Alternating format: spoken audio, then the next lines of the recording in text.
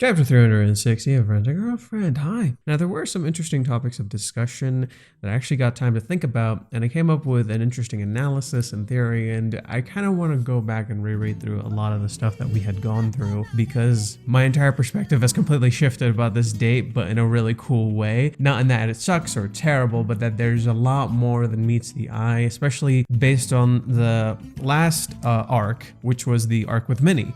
Because that arc was very much viewed by a lot of people, apparently, that like it was just kind of for the game that they were releasing. That's how a lot of people interpreted it for some reason. When Reiji has never really done that, people seem to make that assumption quite a lot about Reiji, where they'll just go like, oh, he's doing this to advertise something or another, when oftentimes, no, it really kind of has nothing to do with that. It's just an assumption. And this is a repeating pattern. You'll notice, if you've been with the Rent a Girlfriend community for a long time, you'll notice a repeating pattern of people making all sorts of assumptions about the writing, about the stuff like that. So that arc actually matters a lot in terms of this arc as well, and I think it'd serve us a lot to reread it, but also explore what Reiji's trying to talk about in this arc that I think is kind of flying over a lot of people's heads. Because as I said in my last video, this is an arc where two things are happening at the same time, and they can be contradictory and they're still happening, because that's kind of life.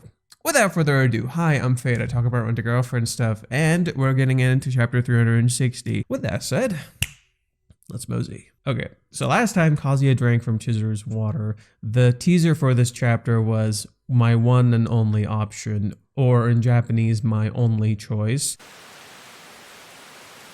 I drank it. I drank Mizuhara's water. Holy frijoles. I was not. That got me. Look at the crab. He's just staring at her ass. That's so funny. Oh my god. Damn. Damn. What's going on? Damn. All right. Rating 360. My girlfriend in love 9. So 9 is the number of torture and pain. But we got to 360, which means it's a reset. Interesting. Damn. The boobs, the curve. Jesus Christ, brother. It's so over.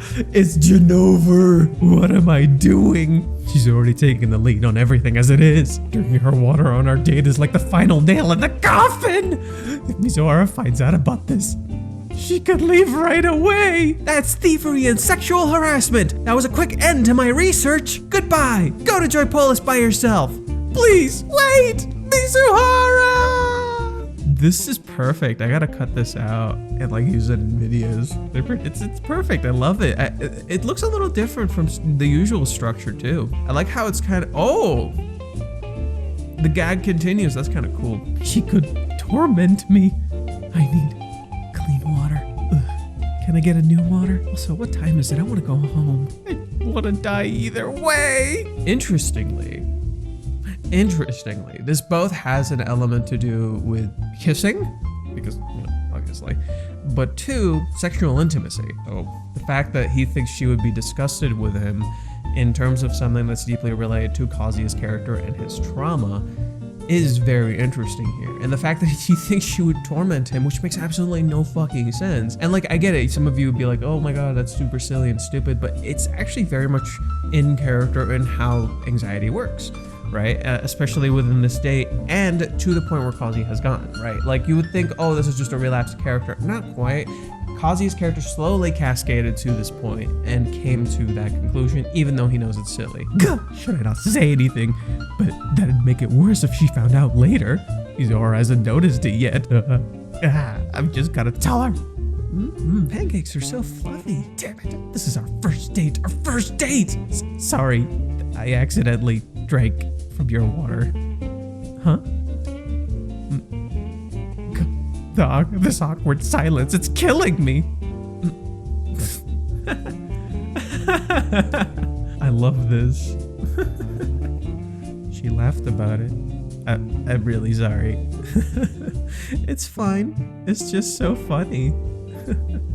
She's just having fun. Getting dragged along into Chizuru's world. Again. I'm really feeling that pattern. Reiji really set that up well. I can feel Mizuhara's smile, melting the tension away. Mizuhara, you don't gotta laugh that much. Sorry, I mean, you should have seen your face. You look so pale. End up getting a new water anyway. Okay, so where's the part where my one and only option, Mizuhara, is in the restroom? Oh, there it is. Remember what Minnie told him when Chizuru goes to the restroom and comes out? You gotta tell her you look pretty. I feel like I'm relying on Mizuhara's kindness way too much. Drinking her water was a big mistake. It made her laugh more than anything. I love her so much. I just keep falling for her. Ooh. Yes. I love Reishi. He's cooking. Oh, yeah. I should pay the bill right now. Excuse me. Can I get the bill? Yes, of course. 91 USD. No. 9,100 yen is not 91 USD. For fuck's sake, learn to fucking... Dude, you could Google this. The more accurate number is 57.6. USD. Literally, I just typed that in, right then and there. It didn't take that long. How is it 90? Bro, your translations are good, but you somehow is stupid enough to make a mistake like that. Come on, get good. What are you doing? My one and only option. There it is. Yeah, see, okay, so interesting. Cool reversal of roles. See, like I knew something was gonna be up, right? I didn't make a theory for this video, I think. But like I knew something was gonna be up my one and only option because when Kazuya told her about the drink, he just kind of broke out of the rules and did the comfortable thing and the normal thing. But then now he's gonna come back to this thing with Minnie. My card's gonna burst into flames. Oh no. Oh, you low money because he bought all that shit. Listen, if you pay the bill after one of you gets up to go to the restroom and she refuses to accept it, you're supposed to say, okay, you can buy me some ice cream later. This is your one and only option. God, I gotta do like a stupider Minnie voice because of how she looks. I love how the panel is like actually exploding out of the page. It's really cute. Not having the rental girlfriend fee here feels like some kind of bug. Oh, that's rough, buddy. Delicious meal at Bill's for 91. Oh, that's such a cool callback. Remember, okay, so for those who have actually read the series from the very beginning, remember when they used to go on rental dates and Reishi would give you the amount of money they spent, right? And then that would be kind of like the gag for the series and how it was structured, right? That's why the chapters are called ratings instead of chapters. That's why they had like the structure of money, the ka-ching. Anyone who's seen the anime, you'd hear the ka-ching. They even had that in like one of the songs in the anime that they would use a lot. It was like the ka-ching sound. So this is nodding back to that. Here's my card. Thank you. She's back. Okay, we should get going to Joy Polis. I'm stuffed. Huh? Well, what about the bill? Oh, don't worry. I just paid it. Wait, what? No. It's playing out exactly like he imagined. That's so funny. Huh? No. So direct. Wait, maybe it's a little different. You paid for the candy in game, but this is much more expensive. It's okay. I figured this would happen. His face. I never expected Mizuhara to accept so easily. Buy me ice cream later. This is your one and only option. How about I pay for this and you can treat me to some ice cream later? Yes, I can see it now. This is a win-win. Yeah, okay, thanks. I saw that on social media.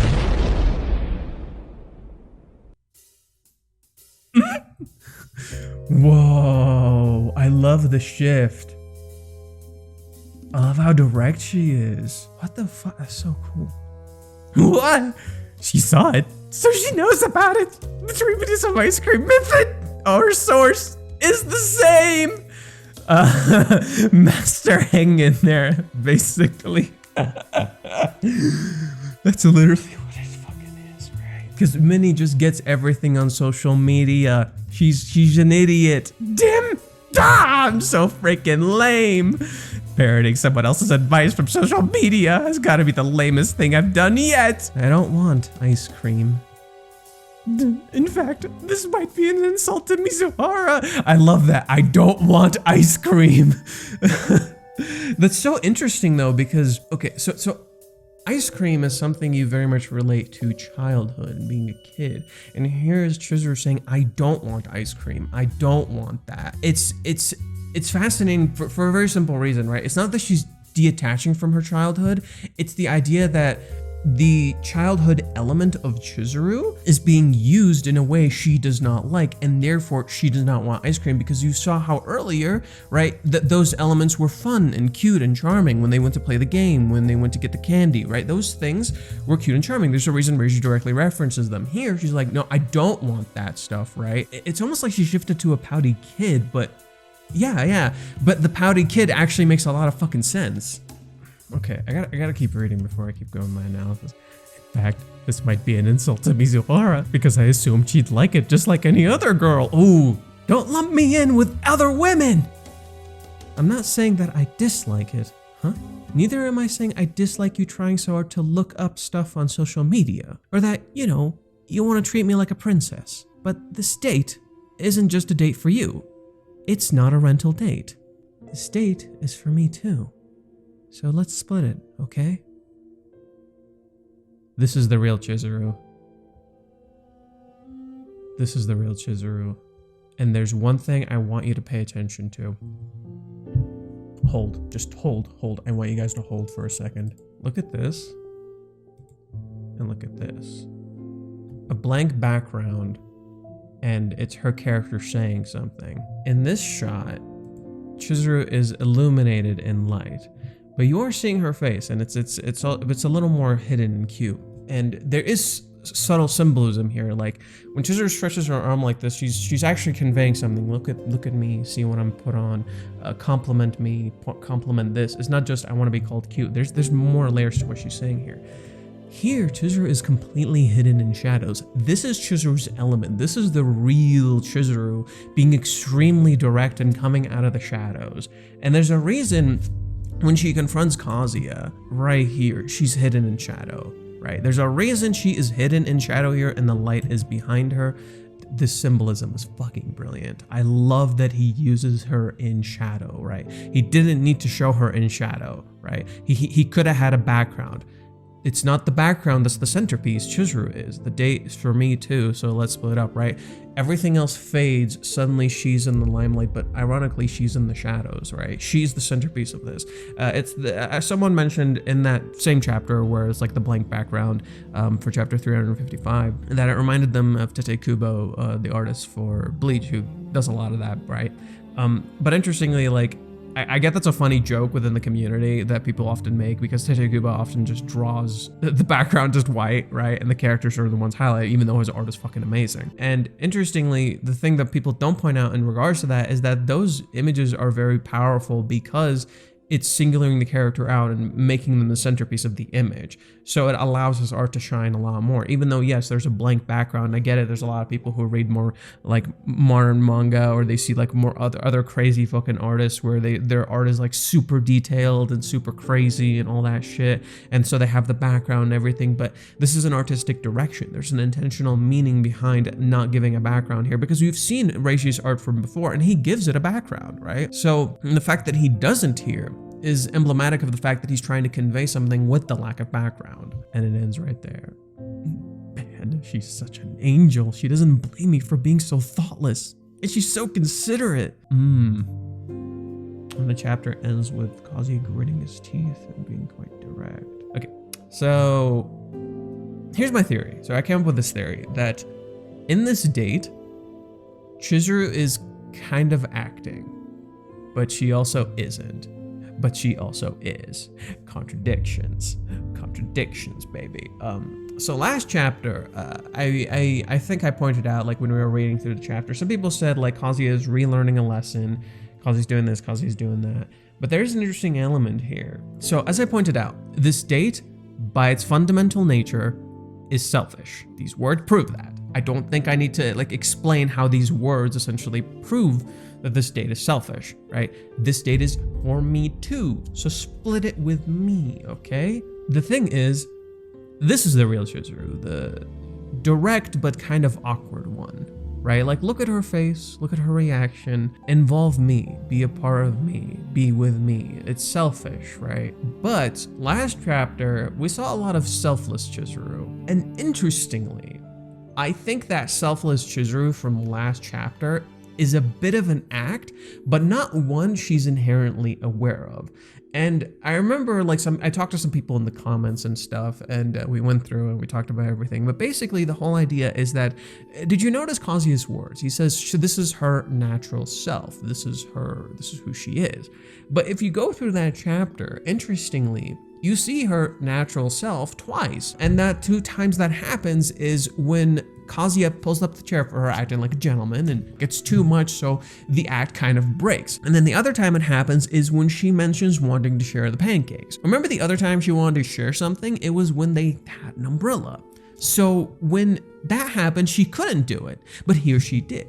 You see these kind of subtle changes of expression in her face. It's kind of like when you're watching animation that's very high quality, every subtle detail that you see from the character's actions and reactions is methodical and intentional and conveys something about the character. This is something you see in video games too, where they're able to convey that kind of stuff. So you see these subtle details in the acting that convey something about the character that is not completely spoken out loud. This is very much kind of the same thing with Chizuru here, where Chizuru, when you see this, Chizuru is in darkness and the light is literally behind her, right? And the darkness is Chizuru, right? Like this to me is the real Chizuru in all of this. It's not saying, and this is the contradictory part where 2 things are existing at the same time. This doesn't negate any of the past experiences in the past chapters, right? The chapters where we're seeing her have fun, enjoying herself, them eating candy, doing all that stuff. Those are still the real Chizuru. But at the same time, it's a bit of an act. And I think basically the act is kind of like the truth underneath the 99 lies. Chizuru is essentially doing exactly what Kazuya is doing. Kazuya in this chapter puts on an act, right? He does this act that he found on social media, and it's his way of trying to convey his love. But it's not the real him. Right? It's not the real him. He's following a date plan. He's following a structure that was made for him. And notice how his eyes are closed when he says this. He's not looking at Chizuru. And suddenly when she reacts, he starts looking again. When he's talking here, he's not actually seeing Chizuru, right? In these panels, he's not actually seeing Chizuru. When his eyes close, it further plays into that. Here, Chizuru, hidden in shadows, can see him plainly, right? Because Kazuya is walking through shadows. Kazuya is literally faking. She is an actress. You can't act an actress, right? Like Kazuya is out of his fucking depth here. But at the same time, in the past chapter, in the chapter from last chapter, I think Chizuru is literally wearing kind of like a mask of joy.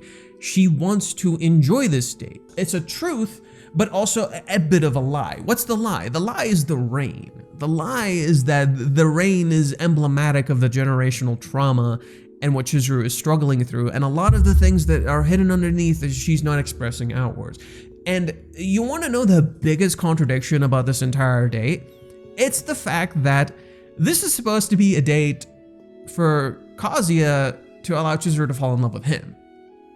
And yet, seemingly what we're getting is that Kazuya is falling in love with her.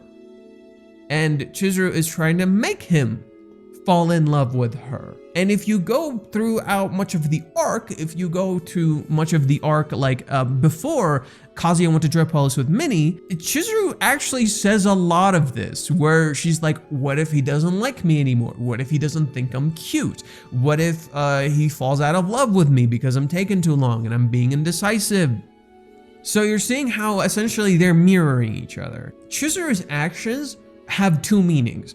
On one hand, they're counterintuitive and they're contradictory because they're contradicting the fundamental nature of the date. On the other hand, they are perfect because they're actually essentially grounding Kazuya and bringing him back, because this is also the real Chizuru, right? So this is a fake Chizuru and a real Chizuru at the same time. And this is so fundamental to Chizuru at this time because that's kind of the whole point. The whole point is that this date has a selfless element and a selfish element. This date has good things and bad things. Okay, but basically the whole idea is balancing yin and yang, right? Like 2 things are happening at the same time because that's the fundamental nature of being selfish, right? So the fundamental nature of Chizuru having these contradictions happening is literally a part of being human, but also what it means to be selfish, right? Because it is contradictory. It's meant to be contradictory. There's 2 things happening at once. That's the whole idea.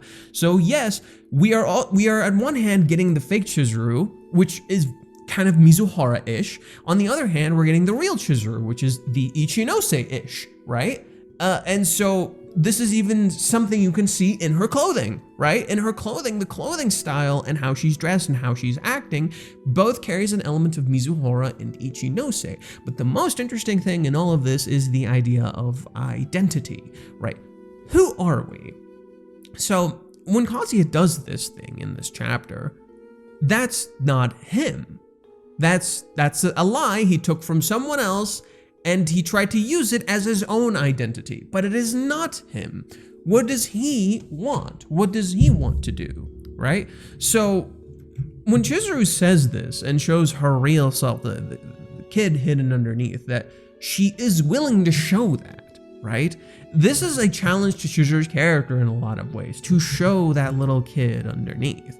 And this is why it's stuff like this that essentially tells me this date is going to end well, right? So there is a lot of negativity happening, right? There's a lot of negativity and lies and things that are happening that the characters might not even be fully conscious of, because as you see here, Kazuya does this and isn't fully conscious of the fact that, like, oh, this might bug her. He didn't think of that as he was getting to this point, because he just wanted to do this thing. He wants to look cool. He wants to be a certain way. Just as the whole point of Chizuru acting like this is that she wants to be the ideal girlfriend.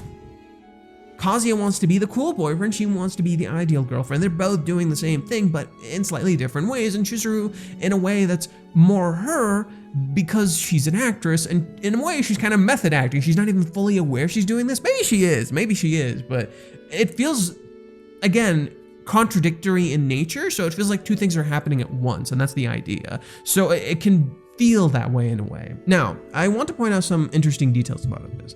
I'm not saying that I dislike it. So she's like, I'm touched by this in some ways, right? It's not necessarily a bad thing. Two things happening at once, right? She seems initially upset. You got this on social media. I don't want ice cream, right? So she's very direct about the fact that she doesn't want ice cream. And it's a small, tiny panel, but the way they're standing, the way they look, they're meant to look like kids. The way Chizuru is framed, Kazuya is hidden in shadow here, and then Chizuru is kind of highlighted, but you don't see her face. Now, you get to this scene, and then she says, I'm not saying I dislike that idea. So it's like, that's different from the ice cream thing, where she's like, I don't want ice cream, right? So it's like, I don't want to do this, but I don't dislike this. So it's essentially the truth underneath. Neither am I saying I dislike you trying so hard to look up stuff on social media, or that, you know, want to treat me like a princess. So there's an interesting element here. Chizuru wants to be spoiled, and yet she doesn't want to do it this way. She doesn't want to be spoiled this way. She doesn't want to play this game, right? She wants to be spoiled in a genuine way. If you're going to spoil me, be very direct about it, right? It's like a kid essentially looking to you dead in the eye and telling you, if you love me, tell me you love me. That's what's happening. But this date isn't just a date for you, it's not a rental date, right? She makes that distinction again. It's not a rental date. Separate that or remove that element. I feel like Kazuya's grit here is gonna essentially be Kazuya wanting to be selfish too. I want Kazuya to be like, yeah, this date is for me too, and I want to do that kind of stuff too. I want this selfish side of Chizuru to allow Kazuya to be selfish too. And Reiji kind of foreshadows this 2 chapters ago. Chapter 358, the last chapter of the year, is when Chizuru essentially like plays the game, wins, and even then you kind of get a little bit of deception.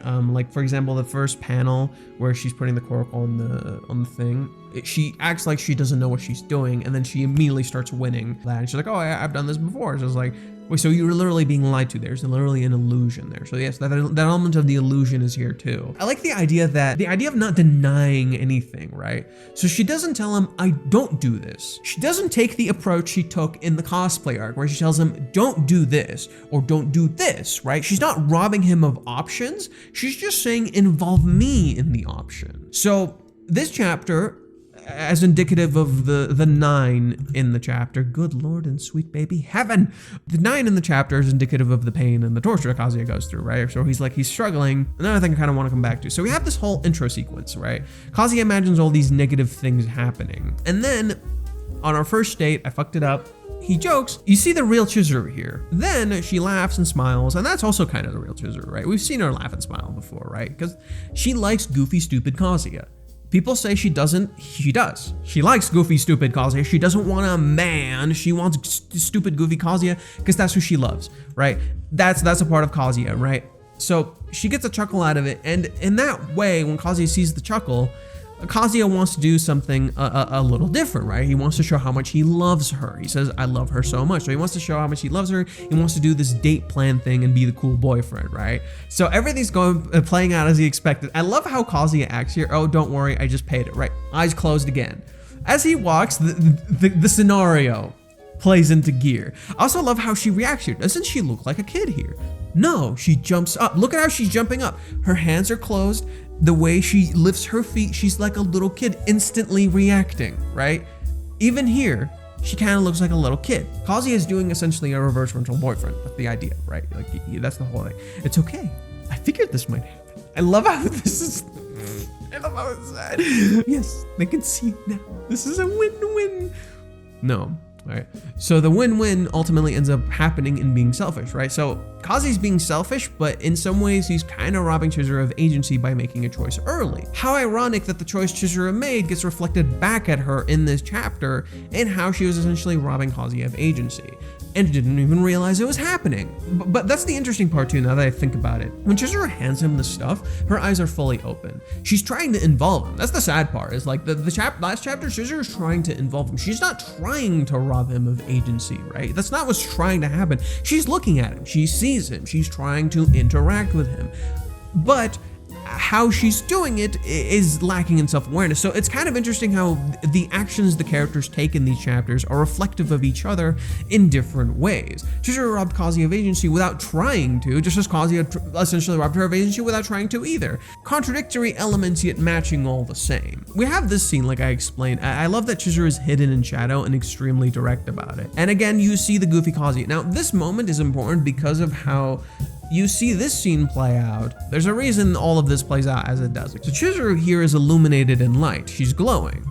Chizuru here is in shadows. She's not glowing, right? This panel feels like it should have a mirroring panel. There's no panel that complements that one except for this.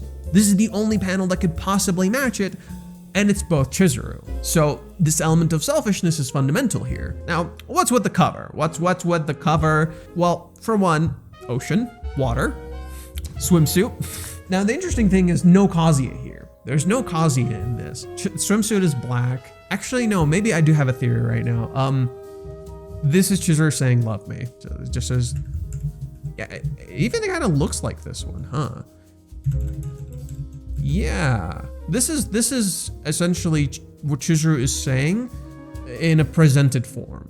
That's pretty much what this is. Now, what's the point of Kazuya's freakouts here? Well, they're ridiculous, right? They're meant to be ridiculous. We know it's stupid. It's meant to be stupid by design, right? Like, it doesn't, at this point within the narrative, I can hear people saying this doesn't make sense for his character. Exactly. It's not supposed to make sense. It's not meant to make sense. Not just because anxiety, right? No. Narratively, it makes a lot of sense for it to not make sense for a very simple reason. Kazuya's actions don't make sense because right here, he does this, and that doesn't make any sense. It's contradictory.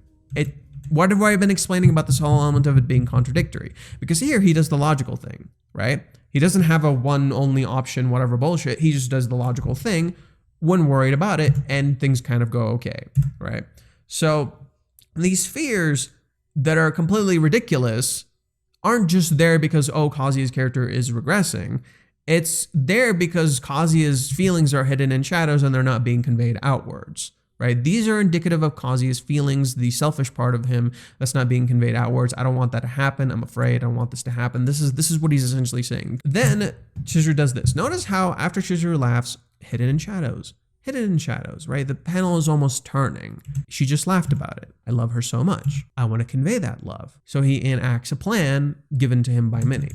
These scenes where these are essentially indicative of the kid Kazuya. So they're meant to be shown like this on purpose. They're indicative of the kid Kazuya, just as we see the kid Chizuru in this, right? She looks like a kid. Kazuya looks like a kid, right? Like the way they're presented is kid-like by nature. That's the whole point. And even this, This is also the kid Chizuru. I feel like there's so much detail here. I'm just like not seeing. I feel like I'm not seeing enough. I hate it. I hate it when I feel like I'm not seeing enough. I'm wearing fucking glasses and I can't see enough. So we're gonna stop here. I'm gonna go check on Reddit. Kazuya from here on out, just wing it, bro. After what Chizuru said about learning the tricks online and seeing it's lame, I forget everything what Minnie said and just do you, man. But that's the thing. What is you? I mentioned this before. Your identity is a core part of like what you want to do and who you are. A big thing that I kind of forgot to mention here is that for Chizuru, while we're seeing both her Mizuhara and Ichinose side, and I've said both are her, who is she outside of Ichinose? Who is she outside?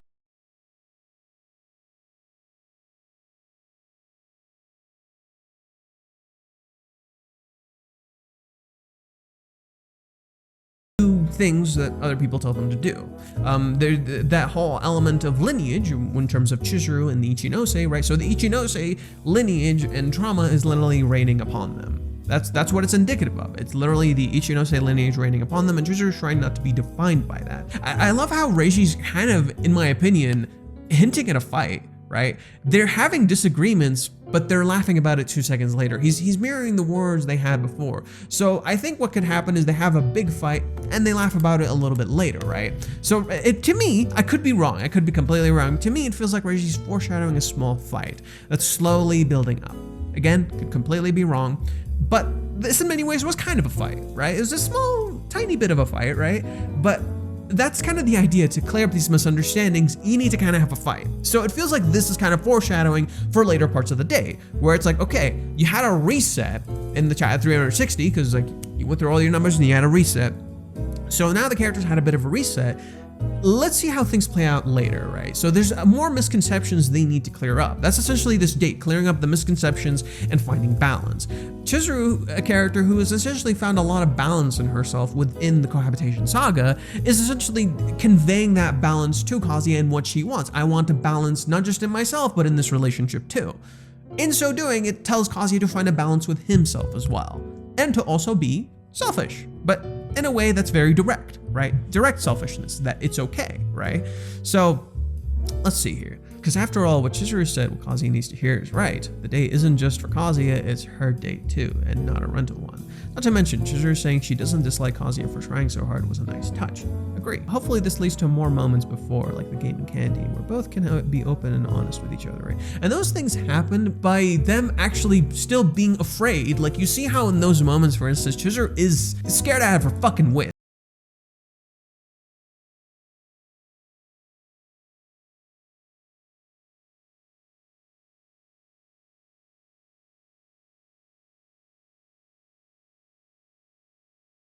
There's little droplets, she's freaking out a little bit, but she says it anyway, she goes with it, right? So she's scared out of her wits, but she goes for it anyway. She's being Kazuya.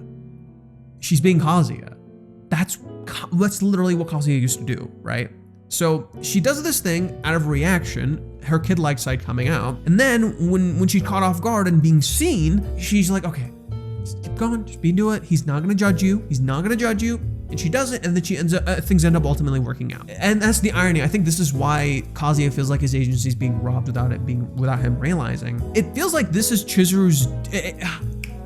I found the perfect way to describe it. Chizuru, this is a day for both of them, but in a lot of these scenes, Chizuru seemingly has more control of the day than Kazuya, when it's supposed to be for both of them. And so it's about Kazuya taking that control back for himself. That's going to be the interesting part. How does Kazuya reclaim that agency and control? Because so much of Kazuya's trauma is rooted in agency and control as a byproduct of Paradise, where in Paradise he had no agency, no control, right? Like I mentioned this in the last video, right? In Paradise, he loses agency and control because so much is out of his control, and Chizuru ultimately controls the narrative herself, and a ultimately selfish choice in the very end that she does not regret. In that same way, here, Kazuya is being faced with that trauma again, and a part of it is kind of Chizuru's fault, even though she's trying to be selfless and caring, but also in a selfish way. That element coming back makes a lot of sense, and I think that's going to be an interesting way to see how they counterbalance each other, right?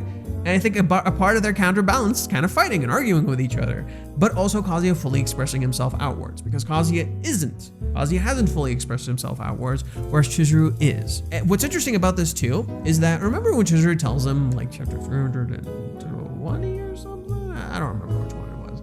When they're talking, Kazuya texts her like, what do you want to do? All that. And Chizuru just says, I want a normal date. What's a normal date? This is them figuring it out. What's a normal date? Figure it out, right? And that's so interesting how this date is kind of like a flip mirror of the whole date with Minnie, where the Minnie date is a lie disguising a truth. This is a truth disguising a lie. So this is the lie underneath. The lie that Chizuru isn't being fully honest and open with Kazuya, the shadow that's hiding underneath there that's actually coming out, right? So in seeing like a Kazuya's lie that's a truth, she's learning how to show her lie that's also a truth. Contradictions, I love it. The panel, I can't, bro. She was so sexy, and whatever words the author or Kazuya has used to describe her, but this is cute is gonna give the typical too sweet, I'm gonna get diabetes. Exactly. He can't just create a date according to a plan, hope it turns out into a dream date. If I was a woman and knowing that my partner had rehearsed everything beforehand, nothing happened by chance, I don't think I'd like that very much, to be honest, because nothing about it would feel real and everything would just be fake. It's not just the fact that it's fake. What you don't like is the fact that you have no agency in the date. It was all manufactured. You played a game. You weren't actually part of this. As Chizuru, this character who did rental, who manufactures and creates an idea for you to fall in love with, can see that Kazuya is doing that, but cannot fully see it in herself yet. The fact that in some ways, she is also manufacturing an idea for Kazuya to fall in love. Basically, the whole thing that's happening that I was describing before is that Chizuru is being a rental without realizing it. But at the same time, she isn't. So you can't tell, right? It's akin to method acting. You can't tell because it's her truth. She believes it. Last chapter, chapter 359, there was a bit of Mizuhara happening here, right?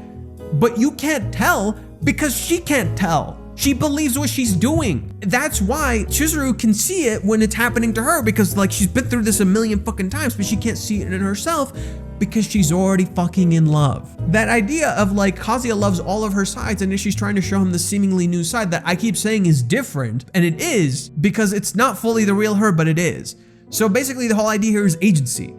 Agency for yourself and agency within the narrative. You can see it from the start that this arc, he was gonna have to wing it, trying to prepare for a date through practice, and Googling stuff is cringe. You never know what's gonna happen. And if you already know, the other person, the online advice is only going to get you more probatic versus just working off the vibes you already have with this person. This is true, but Kazuya has never... Okay, so that date, that whole date with Minnie isn't pointless. I always hear this, but it's not pointless. And you're right. In like one respect, you're right. And just understand, like, Googling stuff isn't necessarily cringe. It's okay, like, because it creates a basis for you. It creates a basis for you to fuck up so you get to the direction you want to go. And basically what I'm saying here is, like, I'm not saying do that. I'm saying for people who do end up ultimately doing that, because there will be people who fucking do that, if you communicate with each other and recognize, you'll kind of snap out of it. And I think that's the important thing here. The foundation for these two characters allows for this kind of stuff to happen. This kind of scene would never happen in the early parts of the series because they did not have this kind of foundation, right? To fully express their love and to know that you will be loved regardless. Drop in bars, making my heart skip a beat. What a banger chat. I like that. Her smile warms my heart. Chizuru moving back up my waifu power ranks. She never dropped from #1. I used to be a Saber fan, and then Chizuru happened. Real, honest communication has always been the biggest issue between Kazuya and Chizuru, and we're finally seeing the two of them being authentic, honest, and talk. Hopefully Chizuru being honest and telling Kazuya that she was upset with the bill thing. Finally get through to him. A little more than this plan to make a date more relaxed. Don't worry about every minute of the date being planned. Just enjoy your time. Yeah, that's the idea, but it's a learning process, right? Like, you have to unlearn a lot in this, and they've conditioned themselves by a lot of stuff. So a big part of this date is unlearning everything you've understood, including everything you've understood about these characters. So we're starting easy, we're starting slow, we're unlearning the basic stuff about rental things, right? Especially when it comes to like going to a restaurant or doing stuff that you usually used to do before. Unlearning that stuff. After this, what I think could happen is that Kazuya will learn to be a little bit more selfish, and in so doing, maybe he'll start recognizing when Chizuru is acting and she doesn't see it in herself, right? That would be so interesting, that he starts seeing that, and maybe he points it out to her. He's like, I think you're acting and you don't realize it, or something like that. And that could be what leads to some sort of mini fight, or Kazuya having a confrontation with Chizuru. That'd be kind of interesting. It's over for Kazuya. I repeat, it's over for Kazuya, man. Chizuru just in the mood or breaking all walls, by the way. But Kazuya has to be the one to see that all the walls are down and there's nothing stopping him from reaching her. That is true. That is the truth here. You're kind of right. The walls aren't completely down though. I don't completely agree. I think the walls aren't down, but it's saying you can come in. I think that's kind of the difference. The walls are not down, but essentially the door is open. That's the difference. It was funny that Kazuya realized the source of his advice for the date, Minnie giving him ideas that she knew social media was absolutely hilarious. Right, she's literally just fucking social media. Kazuya at the moment knew he was fucked because he believing her advice, so that this only makes the advice that Minnie and he should follow his heart for the moment. I think it's social media alright, more authentic and chill. That would be interesting. I do think maybe next chapter will be more authentic Kazuya, and will also be a bit ease as he will be a little easy. I think Joypolis will be full or have a heavy line due to rain and will be a panic again. Yeah, and that actually, they just mentioned something interesting. It starts with rain, right? It starts with a thing that's always been there the entire time. Rain and water. Damn, like I couldn't even put it two together, right? The rain is emblematic of the water too, because it matches the whole theme, right? The rain happens again after she laughs. Okay, so it does come back. I thought the rain never came back. The rain does come back one more time, and then it never comes back again. How interesting. The rain is still there. That's what I thought. I didn't see the rain. It was still there. Again, the rain is a literal manifestation of their trauma and pain and sadness. It's literally a manifestation of that. So as long as it doesn't go away, there's still something to be resolved. There goes. First impressions. I'm so glad that Kazuya decided to be honest about the water, even though he feared that that might have been a fatal mistake. Chizuru's laughter was quite genuine here. Yeah, this was definitely the real Chizuru. I agree. Him worrying about such a stupid mistake is just like him. He has a tendency to be overdramatic sometimes. That's just Kazuya, right? Chizuru loves that part of him too, the overdramatic. She can't know why that mistake almost gave him a heart attack. It's just absurdly funny to her that he even went pale because of that, right? It's so fucking stupid, but it's funny. Of course, she doesn't mind. She adores the goofball side of him. Yep, see? The one and only option didn't go as I thought it would. Kazuya used it perfectly this time, but it didn't work either. Chizuru called the act.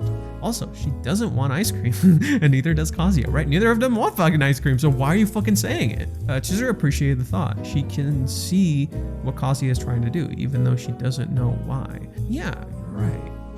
She never assumes why. And she points out that this is neither a rental date nor a date for Kazuya alone. It's just as much a date for her as it is for him, and she wants to participate as an equal. I think this is a step in the right direction. Yeah, agree. Chizuru tries to tell him clearly she wants to participate in the fun as well, as it is an annoying part of this date. And that's the thing. There we go. Finally, the word I was looking for. She wants to participate. She wants to be a part of it.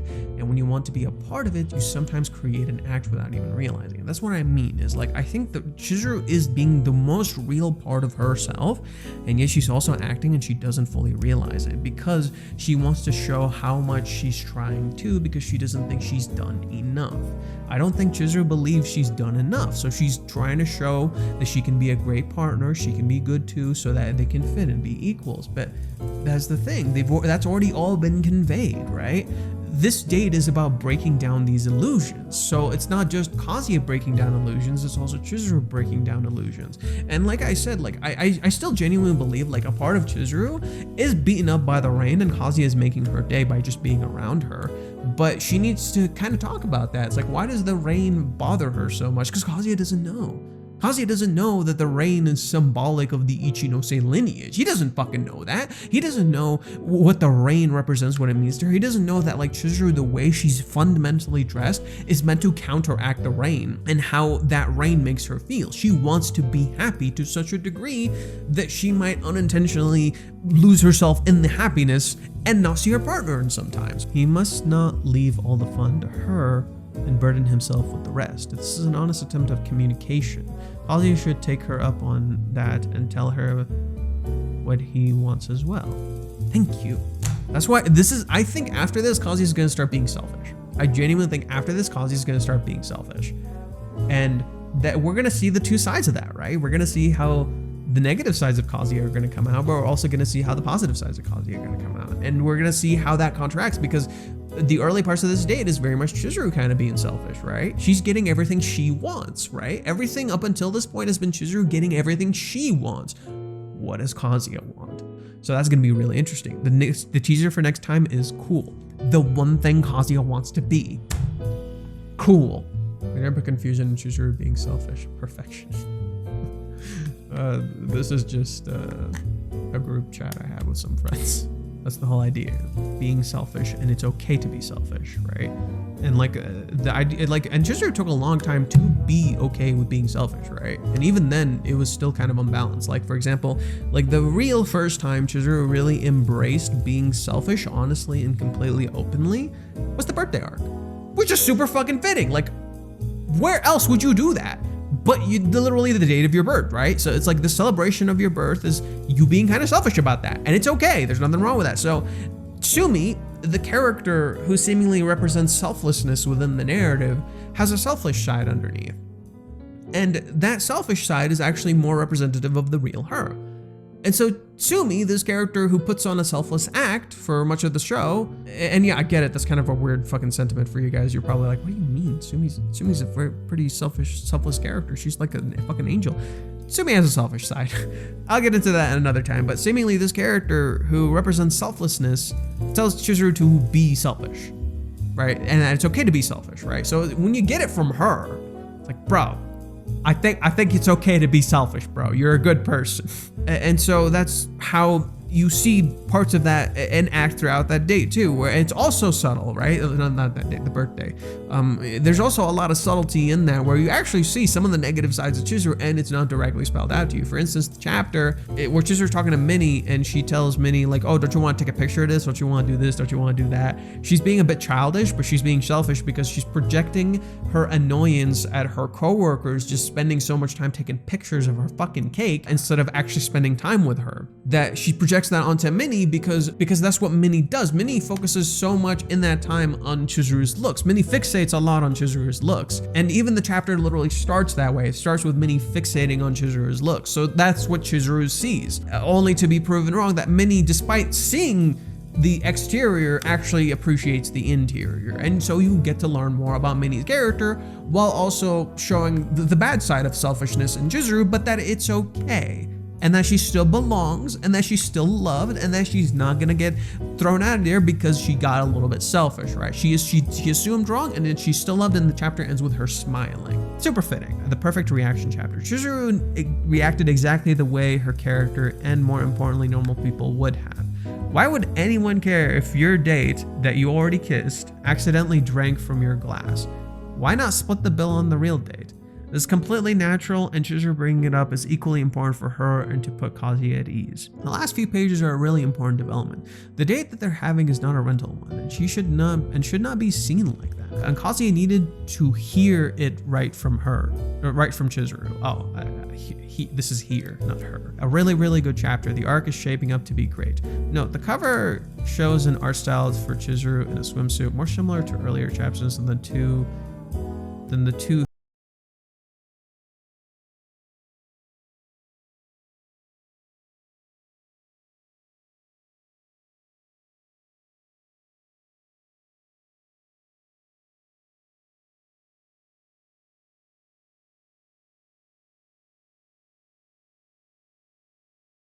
how her eyes close here, right? She sees him and then her eyes close laughing because it's just too fucking stupid. In contrast to her eyes being open here, even though she's hidden in darkness, right? Illuminated by light, eyes closed, eyes open. So these two panels kind of complement each other. It's almost like Chizuru's facing herself, both conveying the selfish element and visually depicting it. Oh my lord. It makes sense for someone like Chizuru, who would be familiar with every dating trend due to her profession, would prefer her actual date to be messier, feel more like an actual date and not an act. Yeah, and that's the thing, messiness is good.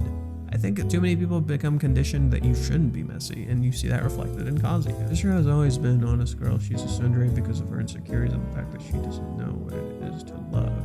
She is stressed and doubting what to do for this date, but her desire to connect with him leads her to acting in just the way that someone loved would, laughing at little things, erasing your partner's doubts by reaching out to communicate, relieving their stress, sharing your securities, your past, the things you like. I'm not gonna lie, I could feel my heart beating faster the way Chizuru is reaching out to talk to him in this chapter.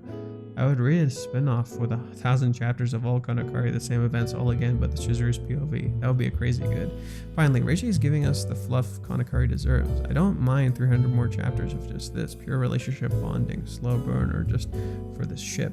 Give me all the BF KIF drama too. I don't care. It's just this all the way to the growing old.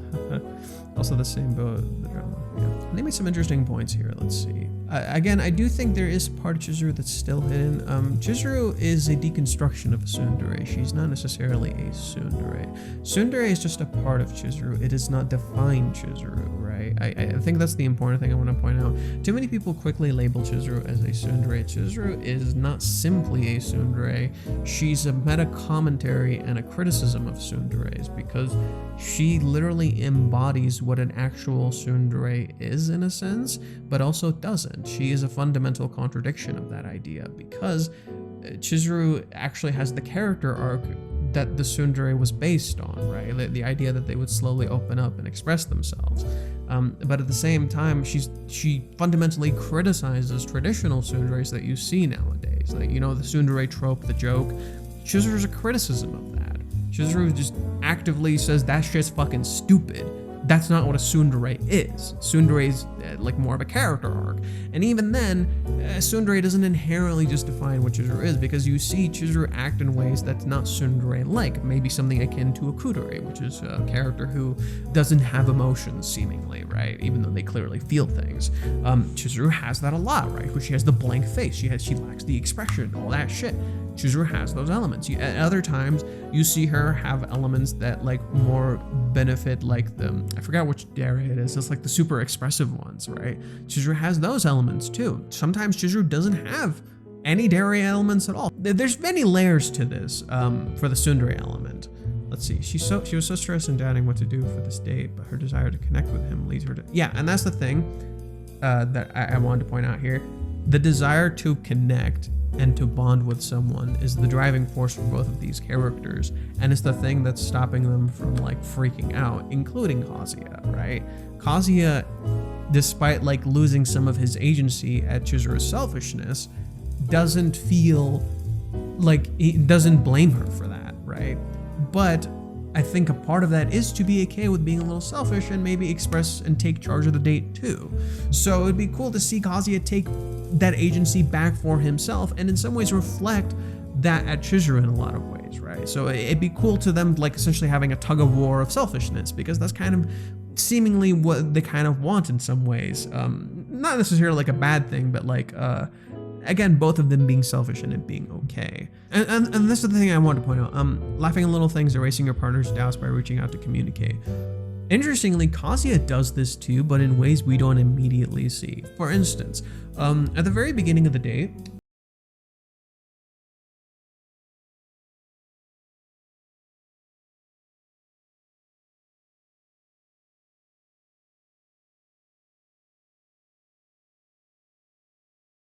Doc's way, but maybe a part of her was worried Kazuya would give up too. And then she pushes him to move forward, so you'd think Chizuru carried that entire scenario. In reality, Kazuya's presence alone probably helped her too. Then you have the whole Ruka thing, where she brings up Ruka again. And Kazuya, despite doing it in a way that maybe you guys didn't connect to immediately, where he just brushes Ruka off, actually helps Chizuru too, by brushing Ruka off, right? So by telling, oh, Ruka just didn't matter in that scenario, don't worry about her, it creates a sense of ease for Chizuru. It happens one more time, where when they get to the train, when the train opens and there's a lot of people, Reiji does this little pan to Chizuru's face where she looks sad. She just straight up looks sad. She's like, the rain is beating us. I feel kind of defeated in that moment. And yet Kazuya tells her, over here, come on. Essentially dragging her along. Right, so much of the early parts of the date, interestingly, despite it seemingly looking like Chizuru dragging Kazuya along, he's actually dragging her along. and he's easing her tension, but we don't immediately see it because we're not getting Chizuru's thoughts. In fact, we haven't been getting much of Chizuru's thoughts in this date, in this time. I think that's an interesting motif by Reishi, because we've been getting a lot of her thoughts prior to the date, and yet suddenly during the date itself, we're not getting her thoughts at all. That seems really intentional by Reishi. I feel like he's doing something with that. It seems like he's cooking some sort of idea with that, and there's a reason for it, that we're not getting her thoughts yet, and rather we're getting a lot of her speaking out loud, which is a little different, right? It's almost like there's something he's trying not to tell us. And again, that's also indicative of the rain, indicative of the fact that we're seeing Chizuru in shadows again. There is something Chizuru is hiding, but it's also something she's expressing outwards. The little kid underneath is slowly starting to come out for Chizuru. Sheesh, it's over, ladies and gents. I repeat, it's over. It can't get more wholesome than that. Reishi, bet. It might have flew over some, but what Mizuhara said, I saw that on social media, trying so hard to look cool. So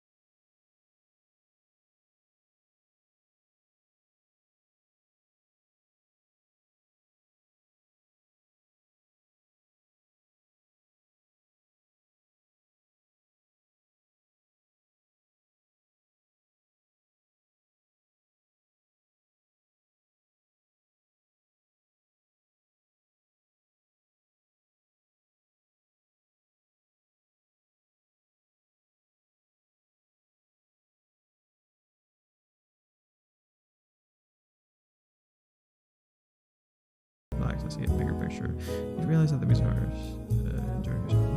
it's not quite that simple. It's literally, you have to, it's not just to take a step back and look at things clearly. That's a mindset. That's a mindset you create for yourself. And it's not something you can just actively do. It's something you have to practice and get used to. I think a lot of people just don't realize that, right? You can feel like you can do that, but sometimes it just doesn't happen in the moment. You need to practice and do that. That's why so much of this state is about deconstructing these ideas so you can create that mentality. You can't just do it, right? It's not, it's something you have to learn and practice, right? There's a reason Reishi showed like Chizuru like being good at like the shooting game, and Kazuya kind of sucking at it, even though like Kazuya seemingly has more experience, but Chizuru actually had more experience because Kazuya had never actually done it this way before, right? Chizuru actually had more experience than Kazuya, whereas Kazuya knew that.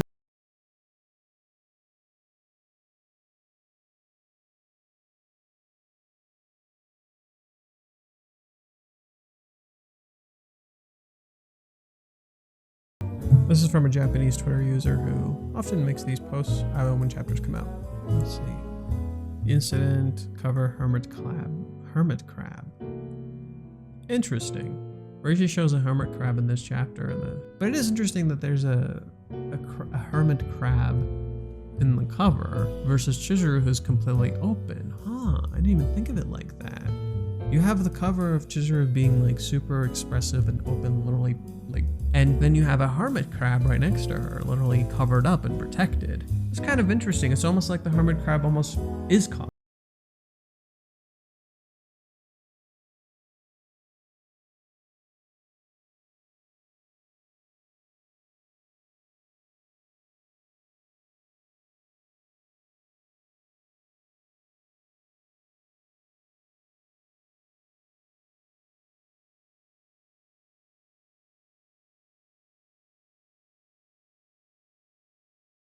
Her name is Mizuhara. Only Hara got left after he drank all the water. That's funny. It's like the end of the story is stuck at the end. It's a pattern of going home immediately, some kind of brilliant abandonment line. Well, I have no choice but to tell him. Kazuya is so amused by Chizuru. I remember Chizuru laughing at Kazuya, who drank the sauce, and oh yeah, I remember that too. That was when that was super early, like very beginning of the series. That was the first time Chizuru's true laugh or cute side came out, and I guess that's part of Kazuya's personality, makes Chizuru feel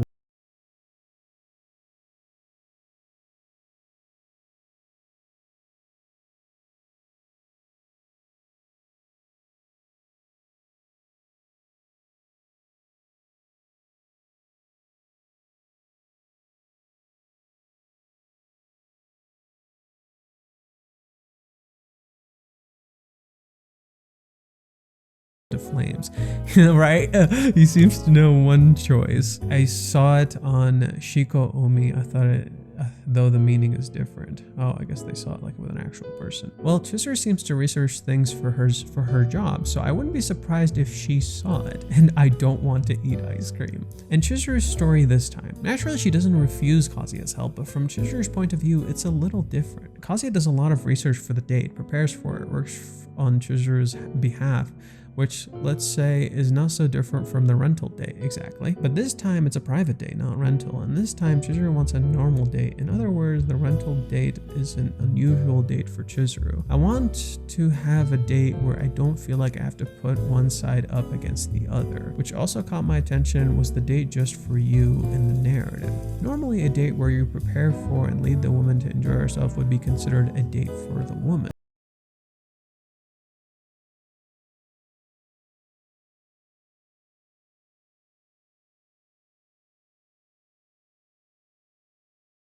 Like play out, but it won't have nearly as much meaning. It's just like, oh look, the guy opened up, oh great, the date's good now, they're all happy, and the date just kind of get like a montage of the date of just like, look how happy they are, and then it just ends happy with them holding hands or some shit like that, right? Joichi's still saying, no, there's more to this date, this is just the first step.